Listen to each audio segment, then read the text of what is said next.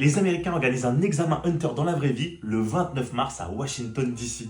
Comme dans l'anime, il y aura plusieurs phases et on va les regarder ensemble. La première étape, ils ont fait comme dans l'anime, ça sera le marathon. Il faudra courir entre 10 et 15 miles. Alors pour ceux qui ne savent pas ce que ça fait à peu près 24 km et c'est seulement la moitié des participants les plus rapides qui passent en phase 2. Donc il faut vraiment courir vite. Pour l'étape 2, ils n'ont pas trop expliqué ce que c'était, mais ça sera une sorte de jeu où il y a 3 rounds et il faut seulement gagner un round pour passer à l'étape suivante. Donc en gros, tu as 3 chances. L'étape 3, ça sera l'épreuve du labyrinthe. Et pour ceux qui connaissent, ça sera un petit peu comme Coesio. Il y aura des épreuves physiques et mentales. Et encore une fois, c'est ceux qui arrivent à la fin du labyrinthe en premier qui passent à l'étape suivante. L'étape 4, c'est comme dans l'animé et ça c'est trop stylé parce qu'on aura tous un drapeau à protéger. Donc là, c'est pas un badge mais un drapeau et chacun aura une cible à abattre tout en protégeant son drapeau, un petit peu comme Gon il avait fait avec Hisoka. Pour finir en beauté, ils ont voulu être le plus fidèle possible à l'animé. Ils font un tournoi avec les participants restants.